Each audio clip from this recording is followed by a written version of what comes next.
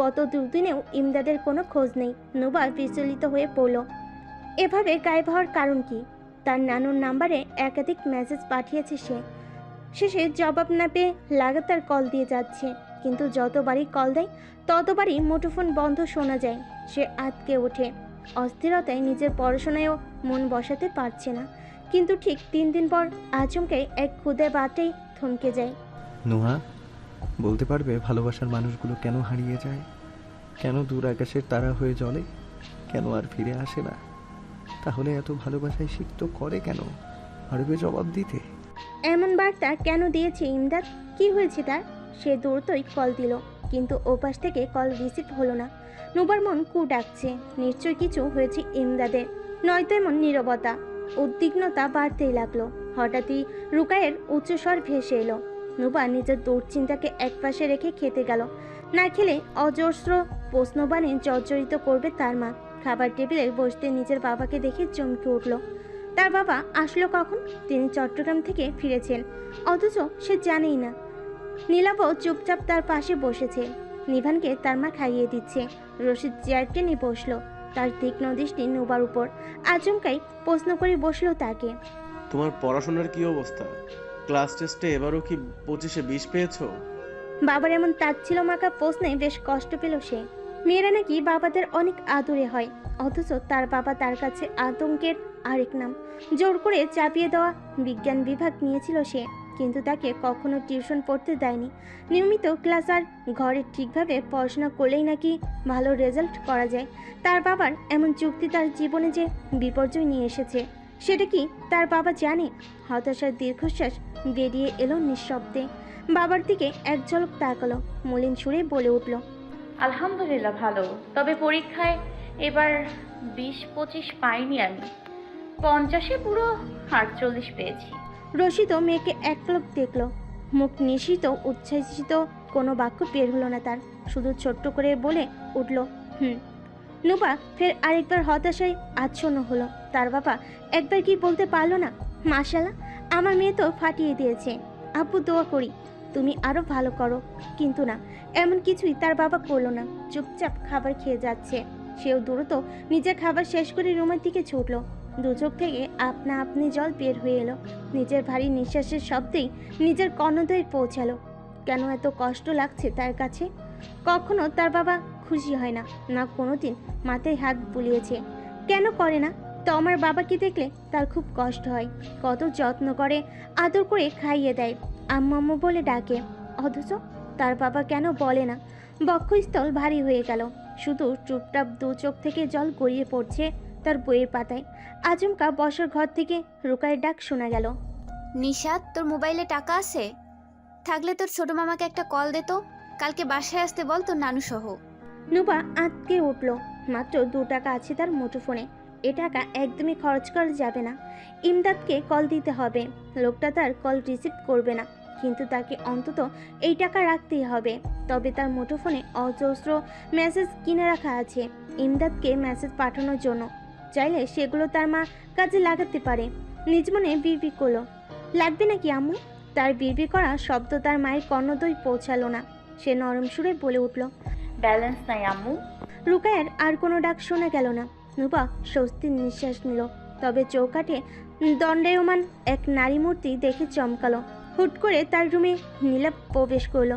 চোখ মুখ ভীষণ থমথমে, করুণ সুরে বলে উঠল, আপু রাফি খালি আমারে বিরক্ত করে, আমারে দেখলেই ব্যঙ্গ করে, বলে আমি নাকি ডরাই ওরে। তার লাইগা আমার বোনেরে নিয়ে গেছি ওরে ভয় দেখাইতে। নুবা তীক্ষ্ণ মেজাজে তার দিকে তাকালো, গলা স্বর রুক্ষ করে বলল, তুই খালি ঘরে খবরদারি করতে পারো, প্রতিদিন কি আমি তোরে বাঁচামু? তোর কি মুখ নাই? আল্লাহ তোরে মুখ দিছে কি জন্য? ও তোরে একটা বলে তুই তাকে 10টা বলবি, নিজের রক্ষা নিজেই করবি, অন্যের সাহায্য নবি কেন সব সময়? রাফি তো ঠিকই বলছে, তুই তারে ডরাস। যা এখন এখান থেকে ভাগ। নীলাপ ফ্যাল ফ্যাল করে তাকালো।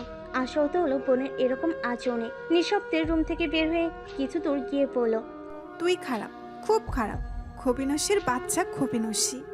এ কথা বলে এক দৌড় দিয়ে পালিয়ে গেল। নীলাপের কথা শুনে কষ্টের মধ্যে খুব হাসি পেল তার। নিজ মনে আওড়ালো, ড্রামা কুইন। কিছু সময় অতিক্রম হতেই ফের মনটা বিষাদে নিমজ্জিত হলো। মানুষপটে ভেসে এলো ইমদাদের অস্পষ্ট হাস্যোজ্জ্বল মুখশ্রী। খুব বেশি মনে পড়ল তার অদেখা প্রিয় পুরুষকে। নিশুতি রাত, আকাশের মাঝে জলমলে আলোয় আলোকিত থালার মতো চন্দ্রিমা, অথচ মনের কোণে মেঘ জমে আছে ইমদাদের। কাঠের বারান্দায় বসে আকাশ পানে চেয়ে আছে নিষ্পলক। গত 3 দিন নিজেকে এরকম আড়ালেই রেখেছে। চোখের কোণ বেয়ে এখনো জল গড়িয়ে পড়ছে। মুঠোফোন বন্ধ করে রেখেছিল, আজ মনে বলে কিছু সময়ের জন্য খুলেছে। তার মানুষ পড়ে সেই অদেখা মানবীকে মনে পড়ল। তাই তো অজান্তে ছোট্ট এক বার্তা পাঠিয়েছে, কিন্তু বিনিময়ে সেই মানবীর অজস্র খুদে বার্তা জমা হয়ে আছে ইনবক্সে। তবে এই অজস্র খুদে বার্তার ভিড়ে এক বার্তায় তার চোখ আটকে গেল। এই বার্তা গত 3 দিন আগে দুপুরবেলায় তাকে পাঠানো হয়েছে। পূব গগনে উষার দুতি, সন্ধে সাজের বাতি, সুধাময় নিশীথ ভাতি, দিশাহীন পথিকের সাথী। অভিবাদন হে ভাস্কর, রাঙিয়ে রাতের শহর, জ্বালিয়ে আলোর মশাল দিয়েছ নতুন সকাল, মেঘা শুভাশ্রী। চোখ দুটো ঝাপসা হয়ে গেল সহসায়। এত সুন্দর কবিতা তাকে উদ্দেশ্য করে লেখা। সত্যি কি সে তার যোগ্য? কথা বলার জন্য মনটা বড্ড বেপরোয়া হয়ে উঠল। কোনো দ্বিধাবোধ ছাড়াই ফোন কল দিল তার অদেখা প্রিয়সীকে, অথচ তার জানেনি আদৌ রিসিভ হবে কিনা। কিন্তু মাত্র 2 সেকেন্ডের মাঝেই ও পাশে থাকা মানবী তার কল রিসিভ করলো। সে কিঞ্চিত অবাক হলো। তার মলিন ভেজানো গলা। কেমন আছো নুহা? নুপার দু চোখ নিদ্রাহীন। গত 3 দিন ধরে যেন নিজেকে পাগল পাগল লাগছিল। তাই আজও মুঠোফোন হাতে নিয়ে অপেক্ষা করছিল তার প্রিয় পুরুষের একটা মেসেজ বা কল যদি আসে তবে শান্তিতে ঘুমাবে। কিন্তু সত্যি আজ তার প্রিয় পুরুষ তাকে স্মরণ করেছে, এজন্যই তড়িঘড়ি কল রিসিভ করলো। কিন্তু ও পাশের এমন মলিন কথায় সে আটকে উঠল। প্রত্যুত্তরে বলল, কি হয়েছে আপনার? মন খারাপ কেন? জবাবে ও পাশ থেকে দীর্ঘশ্বাসের কোন শব্দ এলো। কিছু সময় পর ইমদাদ বলে উঠল, তুমি ঘুমাওনি নুহা? আজ এত জলদি কল রিসিভ করলে? তুমি কি জানতে আমি তোমাকে কল দেব? নুবার বেশ রাগ হলো। লোকটা এভাবে কথার প্রসঙ্গ পাল্টে দিল। কিন্তু তাকে তো জানতেই হবে ইমদাদের কি হয়েছে। সে ফের বলে উঠল, এটা কিন্তু আমার প্রশ্নের উত্তর নয় স্যার। সত্যি করে বলুন না আপনার কি হয়েছে? ইমদাদের দু চোখ বেয়ে আবারও জল করালো। কথাগুলো দলা পাকিয়ে আছে তার। বেশ কিছু সময় পর জবাব এলো, জানো নুহা, আমার নানু নেই। সে আকাশের তারা হয়ে গেছে। আমাকে আর কেউ বলবে না আমার ইমুটা কোথায়। আমার ভাইটা এসেছে। এই ইমদাদ নামটা আমার নানুর দেয়া নাম ছিল। কত আদরের নাতি ছিলাম আমি। দিনের ভালো মানুষটা রাতের আধারেই হারিয়ে গেল। এভাবে এক মুহূর্তে আমাদের ছেড়ে ওপারে চলে গেল। আর কখনোই ফিরবে না। ইমদাদ কান্নায় নাক টানছিল বারবার। কান্নার জন্য কথাগুলো ভাঙা ভাঙা শোনা যাচ্ছিল। নুপা নিস্তব্ধ। ইমদাদের নানু নেই। লোকটা এজন্যই এত চুপসে গিয়েছে। সান্ত্বনার বাণী খুঁজে পেল না সে। শুধু নিজ মনে দোয়া পড়ল। সময় এভাবেই পার হলো। দুপাশে দুজনেই নীরব। একজন হারানোর ব্যথায়, অন্যজন তার পাশে না থাকতে পারার ব্যথায়। ইমদাদ হুট করে বলে উঠল, তুমিও কি এভাবে একদিন আমার থেকে হারিয়ে যাবে নুহা? নুপা পুরাই নির্বাক। দ্বিধাদ্বন্দ্বে ভূগোল কিছু বলল। ফের কাপা কাপা ভেজানো গলায় বলল, আমি কোথায় হারাবো? আমি আছি তো আপনার পাশে। এভাবে সব সময় থাকবে? তুমি সামনে থাকলে এখন মাথায় হাত বুলিয়ে দিতে বলতাম। আরামে তোমার কোলে আমি মাথা রাখতাম, আর তুমি আমার চুলে হাত বুলাতে। আচ্ছা, আমার এই স্বপ্নটা কি আদৌ পূরণ হবে? নুপা কিঞ্চিত লজ্জা পেল। কি বলছে এসব আজব গজব? হুট করে বলে উঠল, স্যার আপনি ঘুমান এখন, আমি রাখছি। দেখে দিবা কতদিন পর কথা বলছি, আরেকটু কথা বলি। নুপা ভয়ে থরথর করছে। তার জল্লাদ বাপ আজকে পাশেই। যদি জানতে পারে তাই কি হবে এখন? হতাশার ছুট তুল মুখে। আজকে আব্বু বাসায় আছে, এখন রাখি, কাল কথা বলবো। নুপা দ্রুতই কল কাটলো। ইমদাদের মুখ শুকনো হয়ে গেল মুহূর্তেই। বক্ষ স্থলে ভীষণ যন্ত্রণা হচ্ছে। ভালোবাসি বলতে না পারায় যন্ত্রণা যে বড্ড ভারী হয়।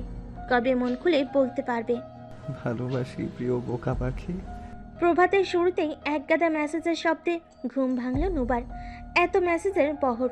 অবাকের চরম পর্যায়ে সে দু একটা পড়ে নিল। এখন নিজেকে চরম বেকুব মনে হচ্ছে। এভাবে ইমদাদ ভুল বুঝলো তাকে। প্রায় প্রত্যেক মেসেজই ছিল তার সরি লেখা, কিন্তু একটা মেসেজ ছিল বিশাল আকারে। দুঃখিত, এমনকি ভীষণভাবে লজ্জিত। আমি আসলে কি বলতে কি বলে ফেলেছি নিজেও জানি না, তার জন্য ক্ষমা চাচ্ছি। প্লিজ ক্ষমা করে দাও। বিশ্বাস করো, আমি সত্যি মানসিকভাবে ভীষণ হতাশ ছিলাম, তাই আনমনে এসব বলে দিয়েছি। তোমার সাথে বাজে ব্যবহার করে কখনো শান্তি পাবো না, এরপর কখনো এমন ভুল হবে না। প্লিজ ক্ষমা করে দাও, তা না হলে যে আমি মর্মদহনে দগ্ধ হয়ে নিঃশেষ হয়ে যাব। ক্ষমা করবে তো বোকা পাখি? আনমনে হেসে উঠল সে। এই ছেলে নিজে জানে না তাকে কখন কি সম্বোধন করে, আবার তার কাছে ক্ষমা চাইছে। নিজে একটা বোকা ছেলে, আবার তাকে বলে বোকা মেয়ে। এই ছেলেকে একদমই ক্ষমা করবে না সে, কিন্তু এখন কি জবাব দিবে সে? তাই ছোট্ট করে সে মেসেজের জবাব দিল। ক্ষমা করব এক শর্তে, যদি আপনি আর সরি না বলেন। বুঝলেন বোকা স্যার? ওপাশ থেকে দ্রুত জবাব এলো ইমদাদের। যথাজ্ঞা আমার প্রিয় ছাত্রীটা, কিন্তু তুমি আমাকে বোকা স্যার বললে কেন? আমি কি সত্যি বোকা?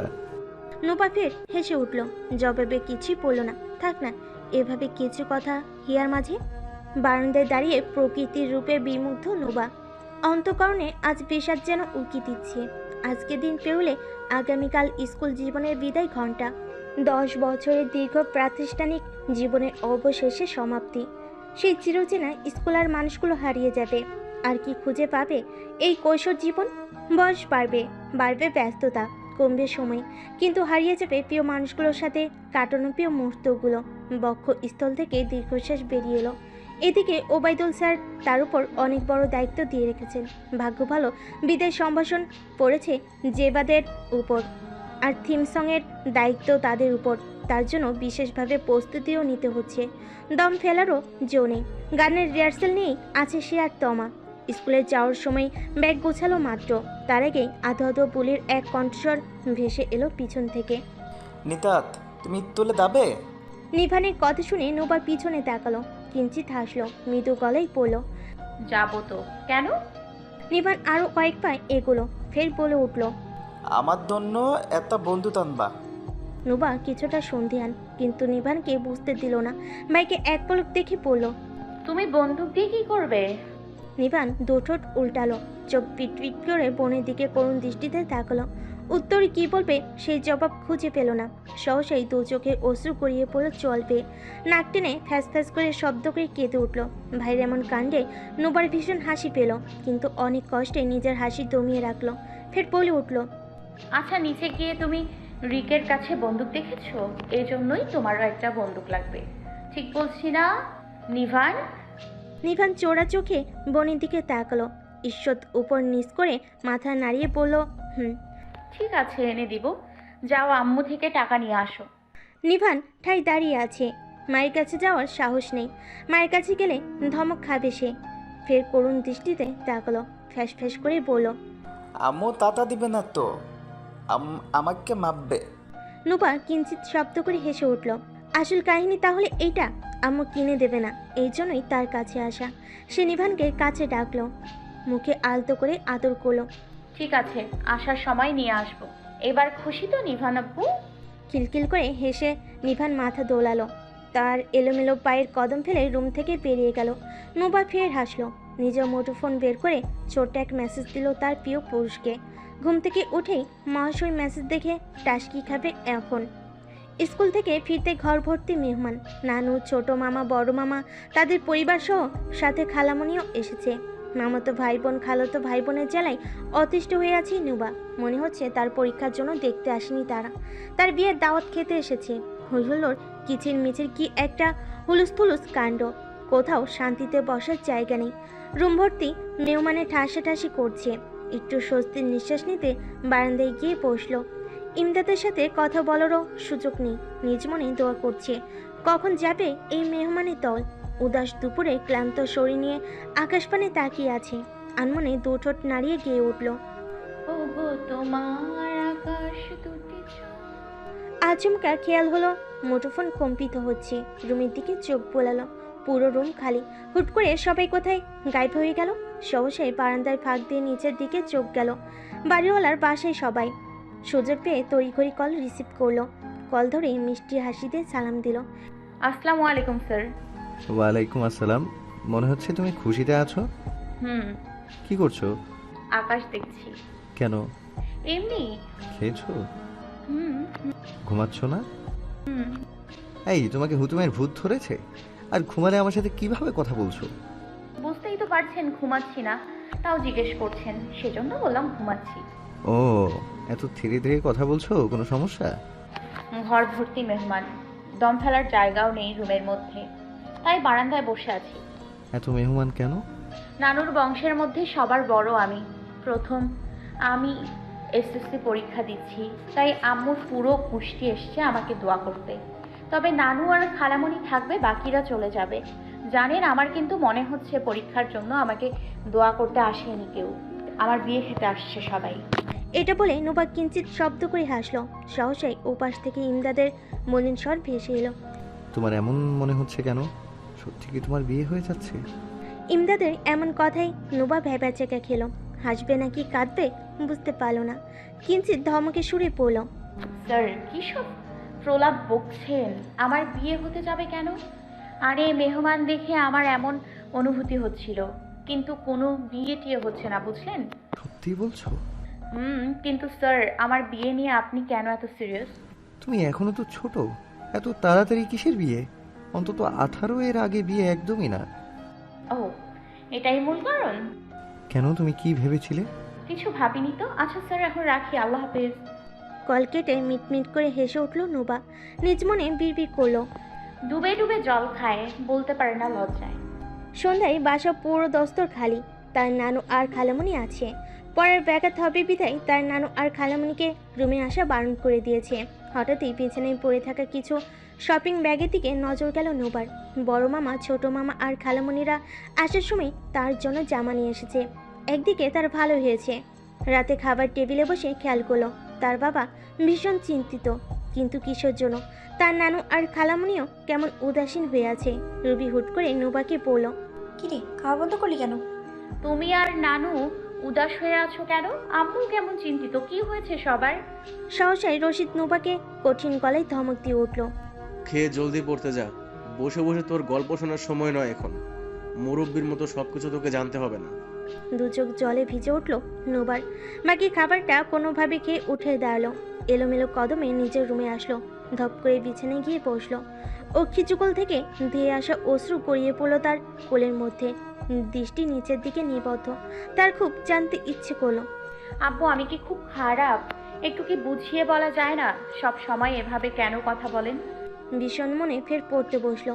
সে যে কারোর কাছে ওয়াদাবদ্ধ, অন্তত তার জন্য হলেও ভালো রেজাল্ট করতে হবে।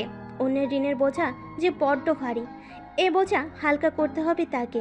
মধ্যরাতের শুনশান নীরবতা ভেঙে আচমকা মুঠোফোন কম্পিত হলো। আটকে উঠল নুবা। নাম্বার দেখে তার চক্ষু ছানা বড়া। এত রাতে কল, কিন্তু কেন? আবার কোনো বিপদ হয়নি তো? দ্রুত কল রিসিভ করলো। সালাম দেওয়ার সাথে সাথে ওপাশ থেকে ভেজানো এক মলিন গলায় ভেসে এলো, নুহা, আমি কি ছেলে হিসেবে খুব খারাপ? কি হয়েছে আপনার? মন খারাপ? সত্যি করে বলো না নুহা, আমি ছেলে হিসেবে কেমন? মধ্যরাতে এমন কথার কি জবাব দেওয়া উচিত তার নিজেরই জানা নেই। তবুও দোটানায় পড়ে পড়ল। স্যার, আপনাকে কেউ কিছু বলেছে? আপনি টিচার হিসেবে যেমন ভালো, তেমনি ছেলে হিসেবেও অনেক ভালো। একদম আমাদের মফিজ আঙ্কেলের মতো। তিনিও ঠিক আপনার মতো। মফিজ আঙ্কেলের মতো মানে? তুমি কি আমাকে পরোক্ষভাবে অপমান করছো? ইনিয়ে বিনিয়ে গর্ধব বলছো? আমাকে ইডিয়েট ভাবো? তোমার কথার মানে বুঝবো না। এভাবে ঘুরিয়ে বলার কি দরকার ছিল? ডাইরেক্টলি বলতে পারো, আই ডোন্ট মাইন্ড।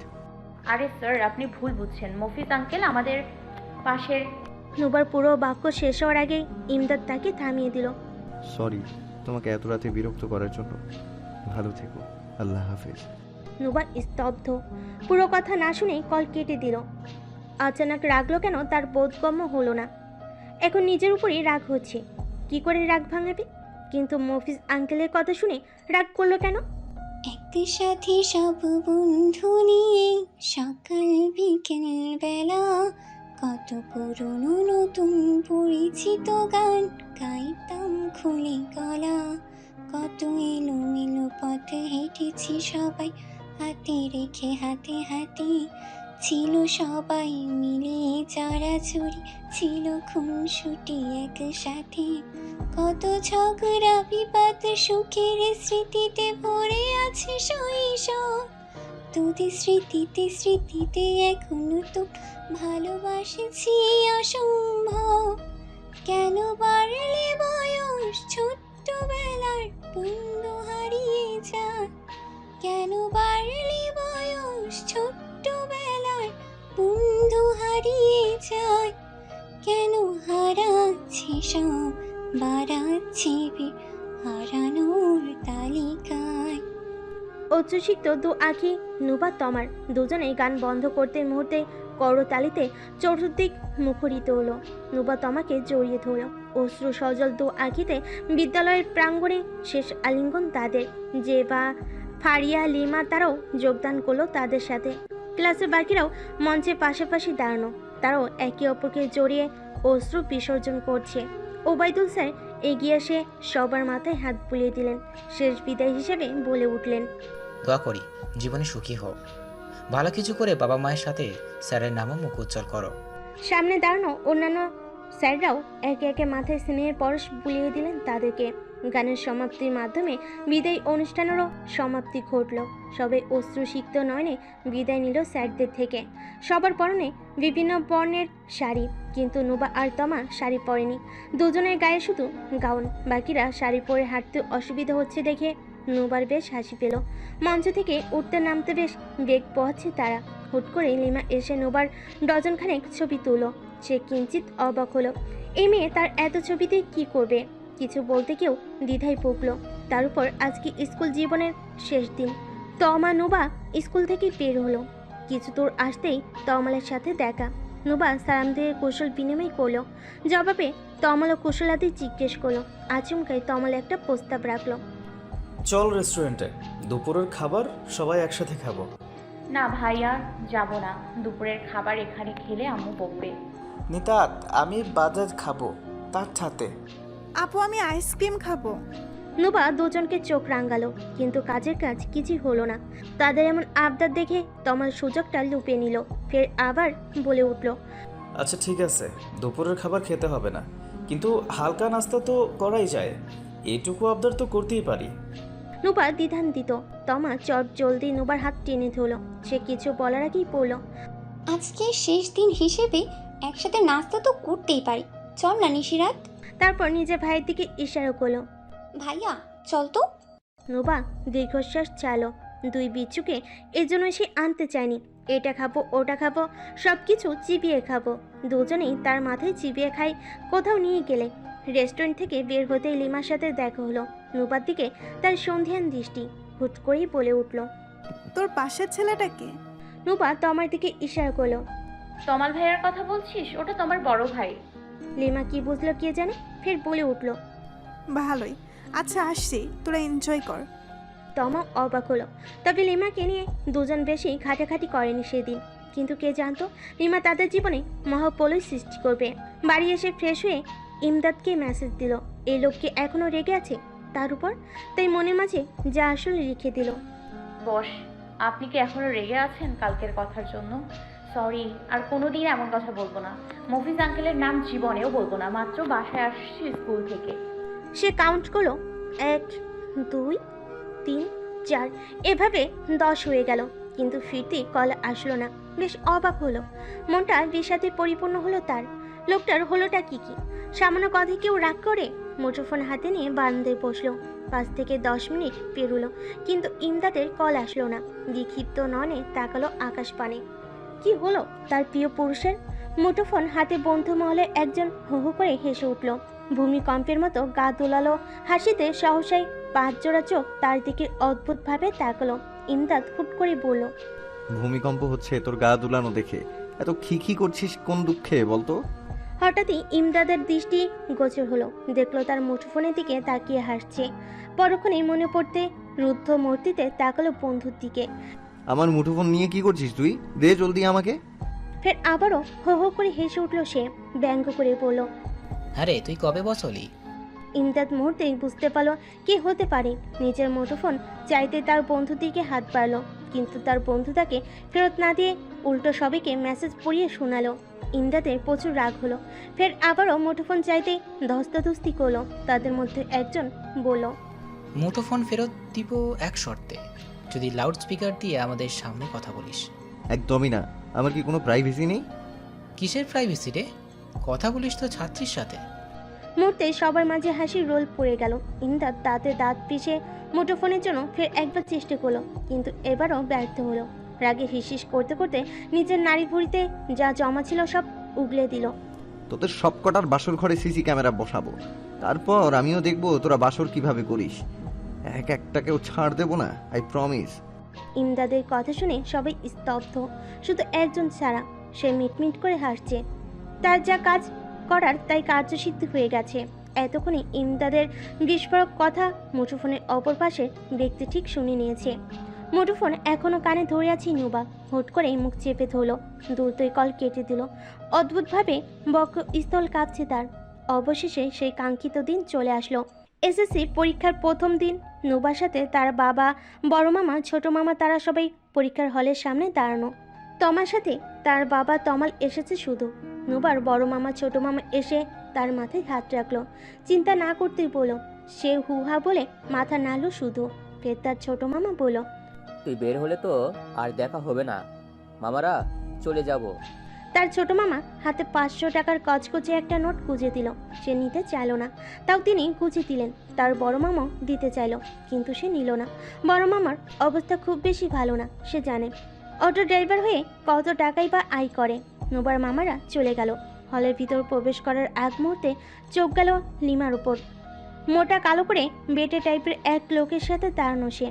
নুবা তমা দুজনে অবাক হলো। নুবা ফিসফিস করলো, লিমার বাপ তো পুরাই আফ্রিকান, মা নিশ্চয়ই কোরিয়ান, এজন্য সে মায়ের মতোই হইছে।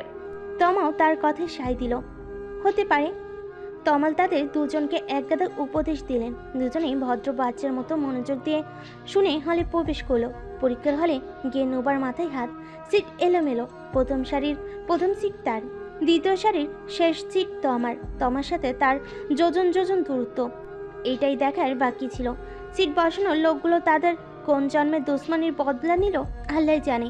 নয়তো এভাবে প্রথম টেবিলে তার সিট বসাতো ফাজিল লোক কতগুলো। পরীক্ষা শেষে বের হয়ে প্রধান ফটকের সামনে আসতে চক্ষু ছানা বাড়া। এত মানুষ, বাপরে! পরীক্ষার্থীরা বের হবার জায়গায় এরা রাখিনি। নুবা তোমাকে ফিসফিস করে বলল, এত মানুষ কেন মিস তমা? এরা তোরে দেখতে আসছে, সব তোর শ্বশুর বাড়ির লোক। এখানে অর্ধেক আমার, বাকি অর্ধেক তোর। হুট করে লিমা এসে বলল, কি ভাগাভাগি করছিস তোরা? আরে শ্বশুর বাড়ি, তোর লাগলে যা, তোকেও অর্ধেক দিলাম। মানে? তমা নুবা দুজনে খিলখিল করে হেসে উঠল। লিমা এখনো হাঁ হয়ে দাঁড়িয়ে আছে। আচমকাই নুবা তমা একটা কথা শুনে স্তব্ধ হয়ে গেল। কালো মোটু বেটে লোকটাই জাফর মির্জা, লিমার মায়ের জ্যাঠাতো ভাই, তার সম্পর্কে মামা। নুবা দুয়ে দুয়ে 4 মিলালো। তার মানে এই মেয়ে করেছে সব। বাসে এসে প্রথম ইমদাদকে মেসেজ দিল নুবা। 2 সেকেন্ডের মধ্যেই মুঠোফোন কম্পিত হলো তার। ওপাশ থেকে ইমদাদের উদ্গীত কণ্ঠস্বর শোনা গেল, কেমন আছো? পরীক্ষা কেমন হয়েছে? মোটামুটি, রিটার্ন ভালো হলেও এমসিকিউ তেমন ভালো হয়নি। আচ্ছা, আমাকে এমসিকিউ এর প্রশ্ন বলো, কয়টা হয়েছে? নিজেই দেখব।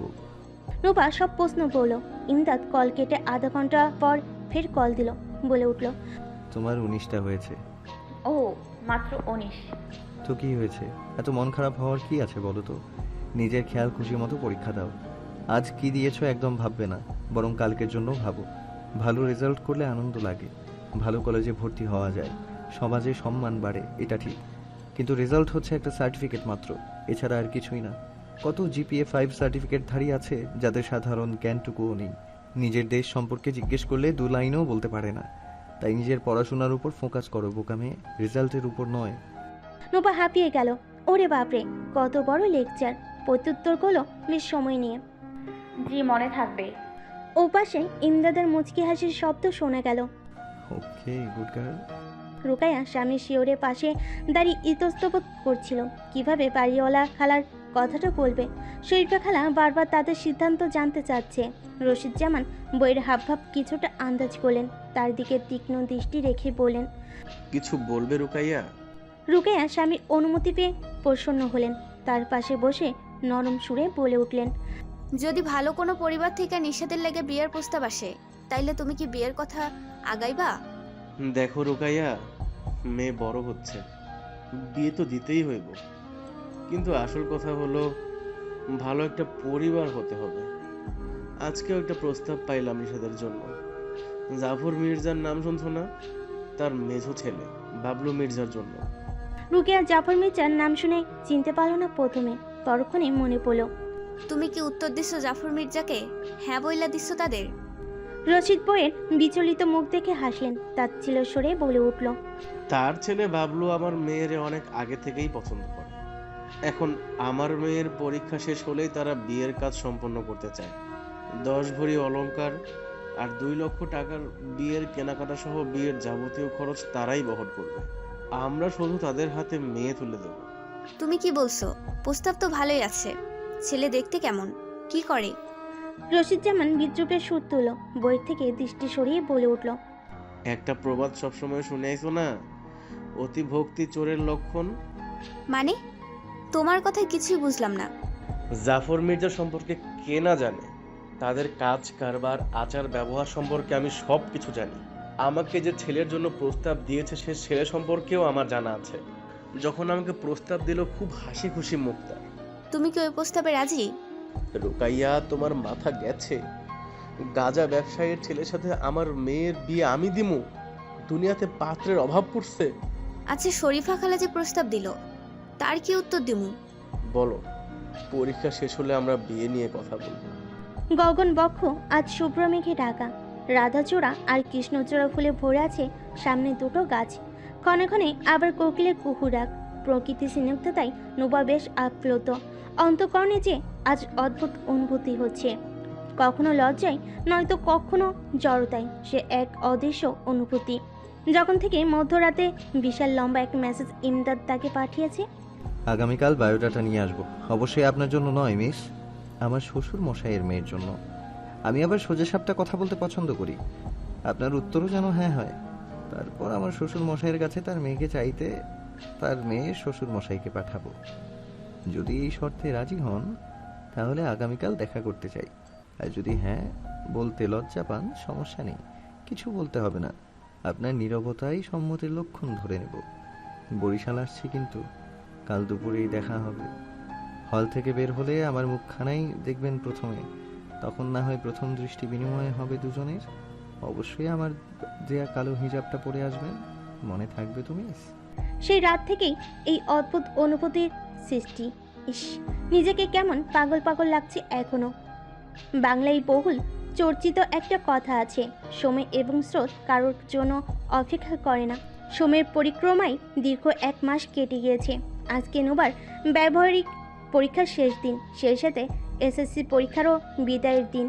কয়েকটা পরীক্ষা খারাপ হয়েছিল তার, কিন্তু ইমদাদকে জানানোর পর সে হিসাব করে তার জিপিএ নির্ধারণ করে ফেলেছে।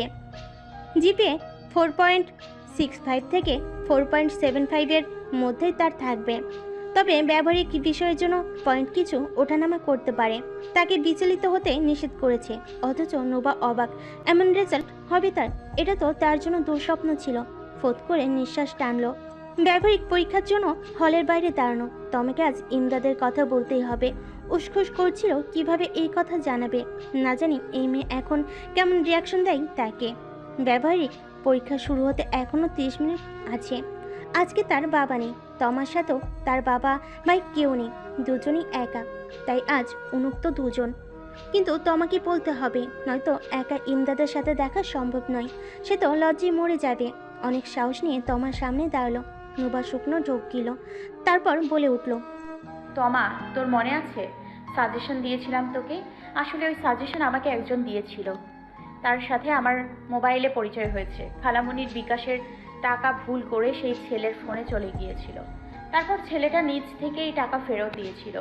সেই ছেলেটাই আমাকে এতদিন গাইড করতো, হোম টিউটরের মতো আমাকে সাহায্য করেছে পড়াশোনার ক্ষেত্রে। ও আচ্ছা, নেক্সট? আসলে ছেলেটা আজকে দেখা করবে বলেছে। ঢাকা থেকে তারা রওনা দিয়ে ফেলেছে অলরেডি। এখন আমাকে বলার কি দরকার? একবারে বিয়ে করে বাচ্চা কাচ্চা সমেত আমার সামনে এসে তারপর বলতি, ওটাই ভালো ছিল। লজ্জায় তমার দিকে তাকাতে পারল না। তমা কপট রাগ দেখালো, বলে উঠল। তমা জবাবে আর কিছু বলল না। এভাবে আমার চোখের নিচ দিয়ে এত দূর অথচ আমি কিছুই জানি না। আমি সত্যিই তোর বেস্ট ফ্রেন্ড মনেই হয় না। যাই হোক, এটা আমার বড় ব্যর্থতা রে নিশাত। তবে দোয়া করব তুই ভালো থাকিস। সরি, আসলে আমি ভয়ে বলিনি তোকে। তমা জবাবে আর কিছু বলল না, শুধু জিজ্ঞেস করলো কখন আসবে? নুপা পরীক্ষা শেষে আসবে বলল। পরীক্ষা শেষ প্রায় 30 মিনিট। তমা 30 মিনিট অপেক্ষা করে হাঁসফাঁস করছে। নুবার দিকে ভুরু উঁচিয়ে বলল, কি রে, তোর হাফ জামাই কখন আসবে? তোমার এহেন সম্বোধন শুনে নুবা নির্বাক। এই মেয়ে তারে আজ লজ্জা দিয়েই মারবে। কিন্তু নুবা এই মুহূর্তে কিঞ্চিত বিচলিত। দুপুর 12টায় শেষ মেসেজ পাঠিয়েছে ইমদাদ। তখন তারা বরিশাল প্রবেশ করেছে বলে জানিয়েছে। নুবার ব্যবহারিক সকাল 10টা থেকে ইমদাদ 1টার মধ্যেই তাদের হলের সামনে থাকবে বলে তাকে শেষ মেসেজ বলেছে। এরপর আর কোনো মেসেজ আসেনি। সেও আর কোনো মেসেজ পাঠাতে পারেনি, হলে ছিল বলে। নুবা ইমদাদের নাম্বারে কয়েকটা মেসেজ পাঠালো। মেসেজের জবাব না পেয়ে শেষে কল দিল। তমা বেশ চিন্তিত, উদ্বিগ্ন গলেই পড়ল, এখন কিন্তু দুপুর 1:30 বাজে, তাহলে এখনো আসছে না কেন? নুবা জবাবে কিছুই বলতে পারল না। অস্থির লাগছে তার, মনের মধ্যে অজানা ভয় চেপে ধরল। দুপুরে খাবার খাওয়ার কথা ছিল একসাথে। উদ্বিগ্ন দুই অক্ষি যুগল সড়ক পানে। না চাইতো বারবার হৃদকম্পন বেড়ে যাচ্ছে। কম্পিত বাম হাতের আঙ্গুলের নখ দিয়ে দাঁত খোঁচাতে লাগলো, কারণ ইমদাদের মোবাইলে যতবারই কল যাচ্ছে শুধু বন্ধ বলে যাচ্ছে। কিরে, তোদের পরীক্ষা শেষ হয়েছে 30 মিনিট আগে, তোরা এখানে কি করছিস? দৈবাত আসা তমলের কথা শুনে চকিতে মুখ ঘোরালো নুবা। তমা নিজেও অবাক, তমল ভাইয়া এ সময় কোথা থেকে উদয় হলো। নুবার দিকে তাকিয়ে শুকনো হাসি দিল, ইশারাই বলতে চাইল, সরি দোস্ত, আমি জানতাম না ভাইয়া আসবে। দুজনেই নীরবতা দেখে তমাল আবারও বলে উঠল, কিরে, তোরা বাড়ি না গিয়ে এখানে কি করছিস? হ্যাঁ, আসলে ভাইয়া আজকে পরীক্ষার শেষ দিন, তাই একটু ঘোরাঘুরি করছি আর কি। দুপুরে খাবার খেয়েছিস নাকি খালি পেটেই ঘুরছিস? তমালের কথাই নুবার কলিজা ধক করে উঠল। এখন যদি ইমদাদ আসে তাহলে কি হবে ভাবতেই আটকে উঠল। এদিকে তমাল জোরাজোরি করছে বেশ। তমা ইশারাই বলল, চল, তোর হাফ জামাই আসলে তখন অন্য ব্যবস্থা নেব। অগত্যা তমার কথাই দুজনে তমালের পিছু পিছু এক রেস্টুরেন্টে গিয়ে বসলো। তমাল খাবার অর্ডার দিল। ও সেই প্রাণীর মতো তমার দিকে তাকিয়ে আছে নুবা। তমা ফের ইশারা করলো। বোন, এখন খেয়ে নি। অবশ্য এখন ঘড়িতে 2:40 বেজে গিয়েছে। খিদেও পেয়েছে তার, কিন্তু অস্থিরতায় খাবার গিলতেও পারছে না। তমা খাবার খেয়ে হাত ধোয়ার জন্য বেছে নিয়ে গেল। নুবা খুব ধীরে ধীরে হাত নাড়িয়ে যাচ্ছে, মনটা ভীষণ অস্থির। তমাল তার সামনে বসে থাকে, নিজের মোবাইলটাও বের করতে পারছে না। ইমদাদের মোবাইল অন হয়েছে কিনা জানতে পারছে না। সে চিন্তায় নিমজ্জিত। তমাল তাকে বার কয়েক ডাকলো, কিন্তু তার কথা কানেও যাচ্ছে না নুবার। আচমকা টেবিলের মধ্যে হাত দিয়ে শব্দ করলো তমাল। নুবা মাথা তুলে তাকালো তার দিকে। তমাল মাথা নাড়িয়ে বলল, নিশাত, তোমার কি হয়েছে? খাচ্ছ না কেন? কোনো কিছু নিয়ে আপসেট? না ভাইয়া, তেমন কিছু না। পরীক্ষা শেষ, স্কুল জীবনের ছুটি, তার জন্য একটু মন খারাপ আর কি। তমাল সন্ধিয়ান দৃষ্টিতে তাকালো, কিন্তু মুখে কিছুই বলল না। রেস্টুরেন্টের কর্নারে তমাল নুবাকে একসাথে বসা দেখলেন। সেই থেকে রাগে ফুঁসে উঠলেন জাফর মির্জা। আমার পোলা বিয়ের প্রস্তাব দিয়া হাত ধরতে চাইছে, দেখা এই মাইয়ার হাতে ফসকা পড়েছিল। হ্যার লাগে আমার পোলার গায়ে হাত তুলছে। এত কিছুর পরও আমি পোলার মুখের দিকে চাইয়া ওই মাইয়ার জন্য বিয়ের প্রস্তাব দিছিলাম। কিন্তু মাইয়ার বাপ আমি বিয়ের জন্য কইছিলাম বলে আমরা কত কথা কইল। গাঁজা ব্যবসায়ী ছেলের সাথে কিসের বিয়ে দিন? সেই ছেলের বাপের চরিত্রের ঠিক নাই, সেই ছেলের লগে বিয়া? বড়ই হাসির কথা কইছে নাকি আমি। আর এখনই মাইয়ার ভাতা নিয়ে রঙ্গলীলা করে যে বাপ চোখে দেখে না। রেস্টুরেন্টের মালিক জমির উদ্দিনকে উদ্দেশ্য করে বলে উঠল জাফর মির্জা। জমির উদ্দিন ব্যঙ্গাত্মক হাসি দিলেন, নিশাতের দিকে আঙ্গুল তুলে পড়লেন, এই মায়াটার কথা বলতেছেন? এর আগেও আইসে মেলাবার এই পোলার লগে আমার রেস্টুরেন্টে। আজকাল মায়াগার চরিত্র আছেনি, সবগুলাই এমন। আপনি একটা কাজ করেন, মায়ের বাপরে কল দেন, মায়ার রঙ্গলীলার দেখান বাপরে, তয় বাপ সিধা হইব। জাফর মির্জা নিজের ফোন বাহির করে আগে কয়েকটা ছবি তুললেন, তারপর কল দিলেন, কিন্তু ওপাশ থেকে কোনো রেসপন্স পেলেন না। রাগে ক্ষুব্ধ হয়ে হাতের ফোনে বাড়ি মারলেন।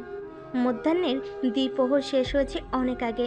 ঘড়ির কাঁটায় এখন বিকাল 4টা ছুঁই। তমার আচমকা আসে তমা বাধ্য হয়ে ফিরে গেছে ভাইয়ের সাথে। নুবা অন্য অজুহাত দিয়ে রয়ে গেছে। দুপুর 2টো থেকে এখন বিকাল 4টা। বিগত 2 ঘন্টা ধরে পার্কের এক কোণে গুটিসুটি মেরে বসে আছে। মোবাইল থেকে অনবরত ইমদাদের নাম্বারে কল দিয়ে যাচ্ছে, কিন্তু ও পাশ থেকে বারবার একই স্বর ভেসে আসছে। আপনার ডায়ালকৃত নাম্বারটি এই মুহূর্তে বন্ধ আছে। যতবার এই স্বর শুনতে পাচ্ছে ততবার তার কলিজা ধক করে উঠছে। প্রায় 2 ঘন্টা হতে চলো, কিন্তু ইমদাদের কোনো খবর নেই। কত শত মেসেজ কল পাঠিয়েছে তার কোনো হিসেব নেই। ইচ্ছে করছে চিৎকার করে কাঁদতে তার। ইমদাদ, আপনি কোথায়? প্লিজ আসুন না, আপনার বোকা পাখি অপেক্ষা করছে তো। একবার বলুন না আপনি কোথায়। আর কত অপেক্ষা করাবেন? অপেক্ষার প্রহর শেষ হয়েও কেন শেষ হচ্ছে না জানেন? আমার খুব কষ্ট হচ্ছে, আর সহ্য করতে পারছি না। আপনি তো সেই দুপুর 1টায় আসার কথা ছিল, কেন এলেন না?